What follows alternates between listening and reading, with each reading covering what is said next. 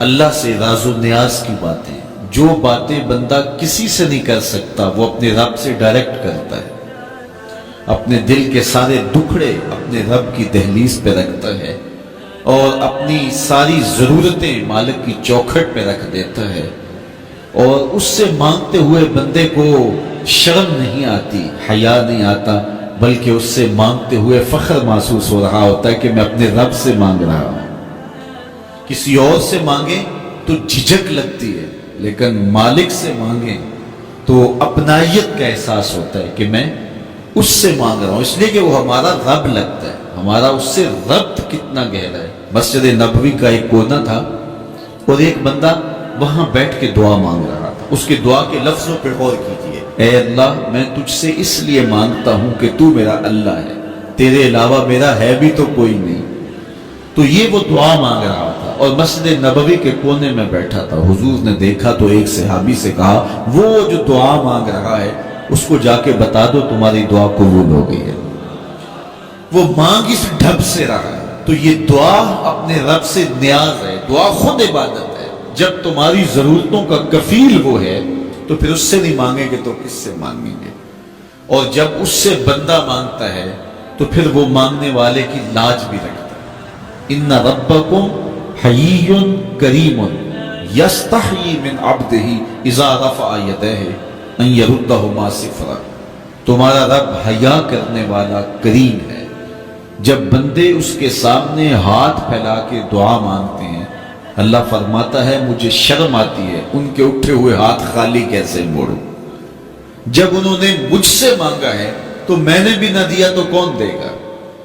میں ایک سادی سی بات کرتا ہوں، اتنے لوگ جتنے لوگ یہاں بیٹھے ہیں اگر کسی دنیا دار کے ڈیرے پہ چلے جائیں اور اس سے کوئی چیز طلب کریں اور وہ دینے کی استطاعت رکھتا ہو تو وہ کیا خالی لٹائے گا؟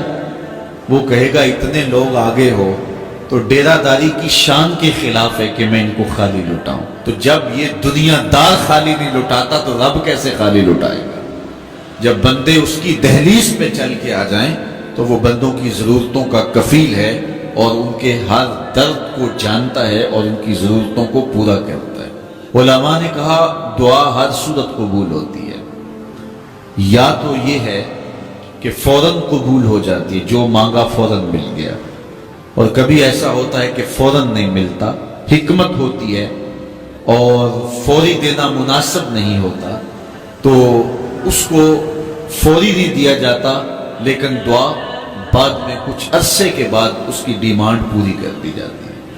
اور کبھی ایسا ہوتا ہے نہ فوری دیا جاتا ہے نہ بدیر دیا جاتا ہے، اس دعا کو ذخیرہ کر لیا جاتا ہے اور حشر کے دن اس کا بدلہ دیا جائے گا۔